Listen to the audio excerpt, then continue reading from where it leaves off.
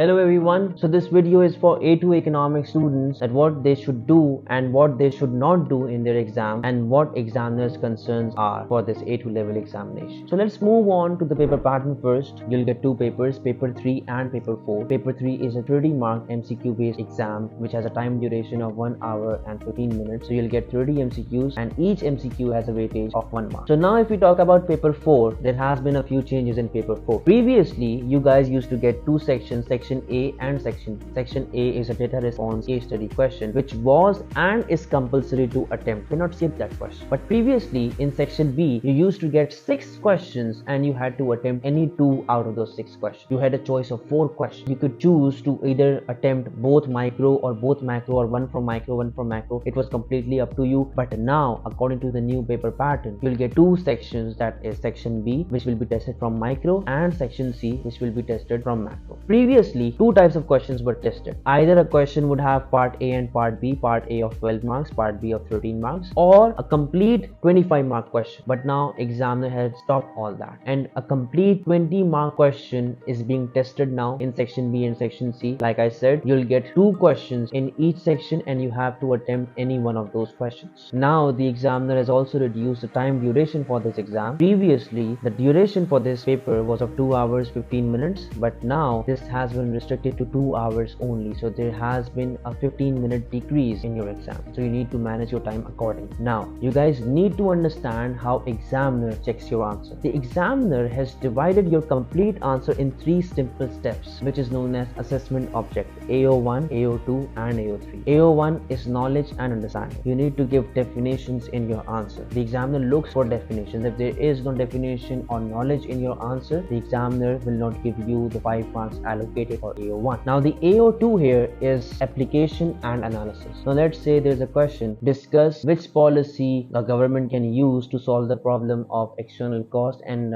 which one is the best policy. Now let's say this is the type of question you get in your exam. So you need to link your answer properly. You need to give different examples and scenarios. You need to create a scenario. Alright, so you can explain about indirect taxes, you can talk about advertisement, you can talk about Nash theory, you can talk about minimum prices, you can talk about banning that particular product. You need to draw diagrams. This is what application and analysis is. If you do not write your answer properly, if there is no analysis in your answer, there is no application in your answer, you will not get those 9 marks which are allocated for AO2 alone. Now the last assessment objective, AO3, is evaluation. You need to be two-sided. You need to give a biased opinion about what you think is the best. You can say it depends upon economic situation, or according to my point of view. In order to conclude, you can start your paragraph like that. The examiner has allocated 6 marks for this alone. That is your evaluation, your conclusion. And examiner has further divided your evaluation in 3 levels, that is level 0, level 1 and level 2. If your answer is very poor in evaluation, if there is no conclusive judgment, you'll get 0 marks. If there is some conclusive judgment, you'll get marks between 1 and 3. But if it is a good answer, if it is a biased opinion, you'll get marks between 4 to 6. So this is how your exam, your answer is checked in paper 4. Now one of the most common problems you guys face in your exam is time management. Please manage your time accordingly. The maximum amount of time given to part B should be 40 minutes, not a single second more than that. Same goes for section C. Whereas for section A, you need to give at least 30 minutes. If you're not done within this time period, leave that question, move to another one. You need to attempt a lot of past papers. Please attempt as much past papers as you can. Construct answers to solve this issue, to learn from it. And one of the most important concerns raised by examiner is that you don't read your question properly. It's a 20 mark question. There is a lot you can write in your answer. You cannot decode your question. You cannot highlight important terminologies, what examiner is looking for or what he is asking. Now for example, there's a 20 mark question. Again, I'm going to repeat that question which is saying that discuss which policy a government should use to solve the problem of external cost and recommend which one is the best. Now you need to be two-sided. You need to give benefits and drawbacks of that particular policy. How are you going to develop your answer? First, with knowledge and understanding, what market failure is, what external cost is, what pollution is, what allocative inefficiency is, and most of the time students forget to mention allocative efficiency whenever there's a question regarding market failure. So you need to be very vigilant. After that, you'll move on to the policies. 2 policies are more than enough, but again, just to be on the safe side, you can write about 3 policies as well. Now you can talk about indirect taxes, benefits and drawbacks. Don't forget to mention what demerit good is, what external cost is. You can draw the diagram as well. You can explain the diagram as well. You can talk about about indirect taxes, diagram, benefits and drawback. Advertisement, diagram of a decrease in demand, benefits and drawback. Ban, benefits and drawback. So you need to be two-sided all the time. You need to give evaluation all the time. You need to be very descriptive in your answer. Now the second most common problem in your exam is diagram. You guys forget to label your axis. You guys don't know what is the relevant diagram according to your question. You guys draw your diagram with a pen. Wrong labeling. Examiner hates this mistake, and it is because you do not have enough practice. You do not draw it. You do not practice it at home. You just want shortcuts. This is not how you attempt your exam. Now the most common mistake is the labeling of axis. Now for example, there's a question of production possibility curve, and instead of writing consumer good and producer good on each axis, or good X or good Y on each axis, you are labeling it with price and quantity. Now just tell me yourself, why would examiner give you any mark for that? So you need to practice diagram. Do as much MCQs. MCQ is a very good practice for diagrams. Do MCQs, attempt questions, draw diagrams. Since economics is a study of social science, you need to link your answer with the real world. You need to give examples. I've made videos regarding hyperinflation in Sri Lanka, in Zimbabwe, the North Korea problems that is of planned economy. You can give those examples in your answer. You need to improve the standard, the quality of your answer. You don't do that. Again, this is one of the concerns of examiner, that the student is not linking his or her answer with the real world. You need to do that in your exam. So since there is a lot of examination pressure and you guys mostly forget what you guys learned, so what you should do is that you should draw a small marking scheme on a piece of paper, on your question paper or on your answer sheet. You should include all the points that are supposed to be in your answer, so you could just go with the flow and write everything without missing it. So you need to go through syllabus once again. You need to understand and read examiner's report. This is the only way you can achieve a good grade. So I hope I was able to clarify a lot of your concerns regarding your examination. So please keep these things in your mind before you go for your exam. Please learn and practice as much past papers as you can. And for more informative content, do subscribe this channel.